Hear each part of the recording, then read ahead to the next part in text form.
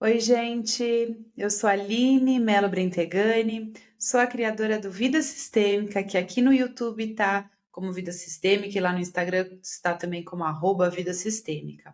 Eu criei esse canal para falar para vocês como ter uma vida mais leve através da filosofia sistêmica de Bert Hellinger e das constelações familiares. E tenho trabalhado durante esse ano todo e alguns anteriores no autodesenvolvimento, né, no desenvolvimento humano. Tem sido um trabalho muito bacana. Nesse mês de novembro, e eu fiz isso em todos os meses do ano, com um tema específico, mas nesse mês de novembro, nós estamos falando sobre os bebês não nascidos. E hoje, nesta semana, a gente está falando sobre os abortos. Sejam abortos naturais, onde o próprio corpo termina a gestação na maioria das vezes, espelha esse bebê, mas também pelos abortos onde a mãe, o pai ou os dois em conjuntos decidiram aí pelo final da gestação. É sempre um tema delicado, muito difícil de ser abordado, não só para quem está falando, como eu, mas para quem realmente viveu. Eu tive um aborto espontâneo, eu tive uma gravidez ectópica, uma gravidez nas trompas, lá em 2013, já faz 10 anos, e realmente é uma experiência muito sofrida, muito dolorida, e que marca efetivamente as nossas vidas para sempre. Não só a minha, como do meu marido, como da família toda que experienciou pela segunda vez. Eu sou a segunda geração, uma tia minha, irmã da minha mãe também passou pela mesma questão, né? E quem sabe outras gerações também passarão.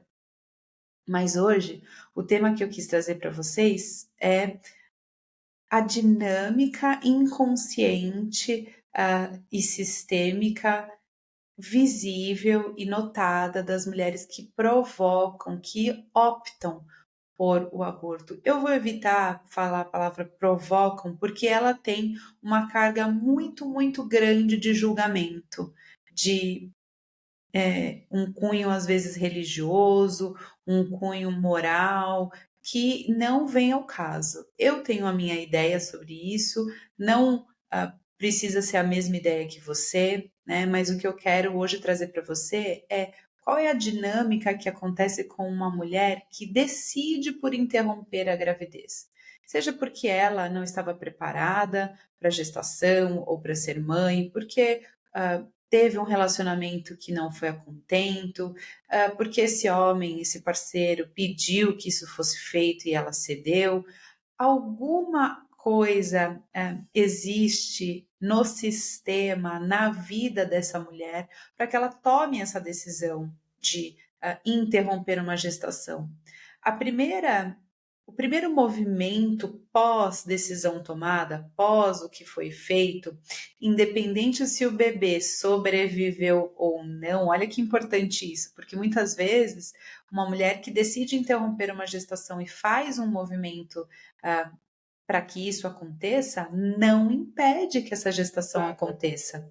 Existem muitas pessoas nascidas na vida que sabem ou que descobrem em movimentos sistêmicos, em terapia, que as mães tentaram interromper essa gestação, mas são pessoas que estão aí na vida, né? Mas que também recebem uma carga importante do que aconteceu com essa mulher, essa dinâmica que eu quero falar hoje. Eu recebi de vocês muitas caixinhas lá no Instagram falando isso, que se sentem, primeiro, muito culpadas por terem tomado essa decisão ou feito esse movimento de interromper uma gestação. A gente precisa lembrar que no nosso país o aborto ainda é ilegal, muitos lugares no mundo são já é um movimento liberado, e isso vai ser sempre uma temática muito conturbada e controversa, de novo, porque ela inclui uma carga muito grande do nosso código de conduta, do nosso código de regras. Então, se a gente for pensar bastante laicamente, sem religião, mesmo que no Brasil o aborto fosse legalizado, sempre vai existir algo acima das leis do país, que são as leis do meu sistema, da minha família, o meu código de ética e de conduta, que veio dos meus pais, que veio dos meus avós, dos meus bisavós, e que, a partir do momento que eu saio desse código, que eu violo essas leis, eu me coloco em risco de não pertencer mais. Então, a gente nunca pode esquecer, quando a gente está olhando para a visão sistêmica do aborto, que a gente está vivendo uma vida de muita lealdade às crenças e aos valores do nosso sistema. Ok, tendo colocado isso, a gente precisa lembrar que uma mulher que pratica a decisão, que coloca em risco efetivo esse bebê e essa gestação de ir até o final, ela sente uma culpa imensa. Ela, com certeza, se vê como uma grande assassina, certo? Porque ela está efetivamente interrompendo uma vida, isso é fato. Eu não quero tapar o sol com a peneira. E é justamente por ela se ver como uma assassina, se ver como alguém que, ao invés de gerar a vida, gerou a morte, é que a culpa é algo tão grandioso e muitas mulheres munidas dessa dor profunda, dessa tristeza profunda, muitas vezes de não terem tido coragem de levar essa gestação adiante e terem infringido aquele código de ética lá do sistema, ou porque eram jovens demais, ou porque se relacionaram com homens que o sistema não aprovaria, ou eram casados, ou eram homens mais novos, mais velhos, enfim, a gente tem uma gama imensa de questões que levaram essa mulher a tomar essa decisão. Mas, via de regra, ela vai para esse lugar de culpa. E a culpa tem muito a ver com merecimento. Se eu sou culpada, se eu sou uma assassina, e eu vou trazer esse termo, que ele é sim muito pesado, mas a gente precisa olhar para isso para poder nos curar e aí seguirmos em frente, porque mesmo as mulheres que tiveram abortos espontâneos, e isso eu posso falar porque vivi essa situação, também se sentem um pouco imperfeitas, um pouco culpadas, um pouco muito, né? Muito culpadas por não terem conseguido segurar essa gestação. Eu falei sobre isso um pouquinho no Rios agora de quarta-feira para vocês, depois volta lá no feed para vocês verem, né? Se culpa e merecimento andam juntos, se eu me sinto culpada pelo que eu fiz, mesmo que isso seja um segredo familiar que ninguém mais saiba, só eu coloco em risco o meu merecimento. E aí eu vou para aquele lugar de autopunição, que é o que eu estou falando aqui no nome do podcast de hoje.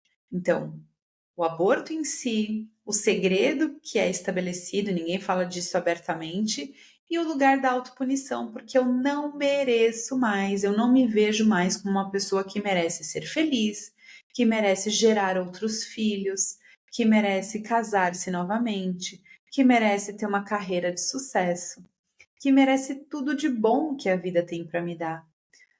Aline, mas isso é um exagero. Às vezes a pessoa toma essa decisão na tenra idade, com 15, 16 anos.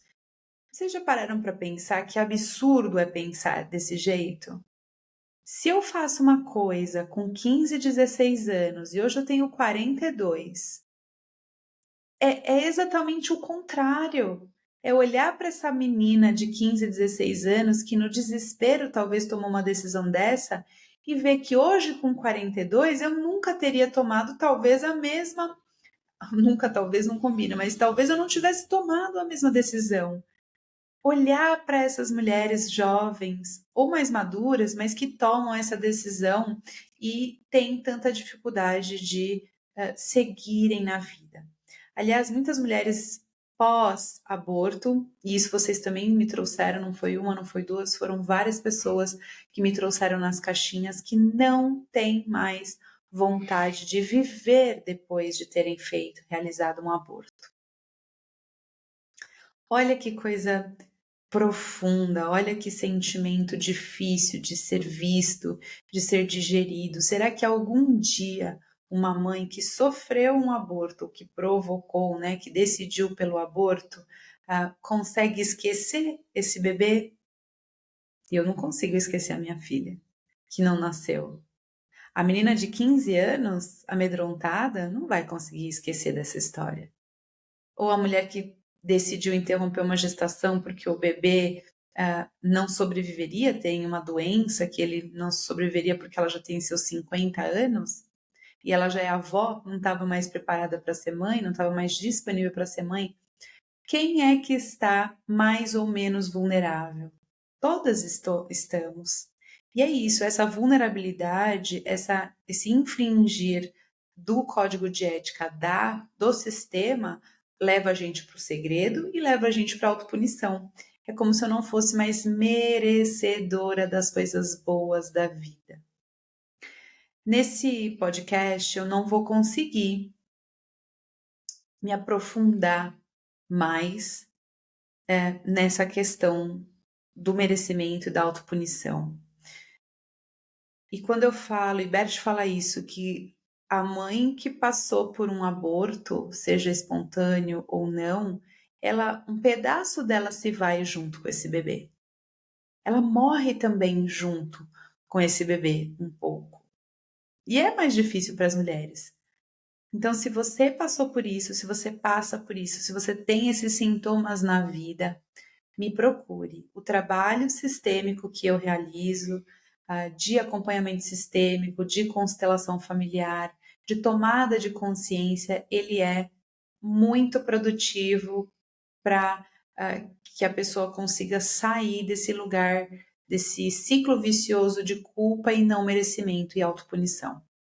Então, se você, de novo, passa por isso e é chegado o momento da sua ajuda, me procura no @vida sistêmica, me manda uma mensagem, tem lá o meu WhatsApp, também meus contatos, e a gente pode trabalhar essa questão de uma maneira mais ampla, olhando para a vida, especialmente a sua vida, porque você ficou na vida. Esse bebê já partiu, esse bebê cumpriu o trajeto, a missão dele, mas você está na vida, com certeza com outras pessoas dependendo de você emocionalmente, financeiramente, fisicamente e que querem você na vida muito bem. Tá certo? Semana que vem tem mais. Deixa seus comentários, vai me trazendo aí os temas que vocês querem conversar para a gente continuar nosso papo aqui. Seja lá no Spotify, no podcast ou no YouTube com o videocast. Até mais!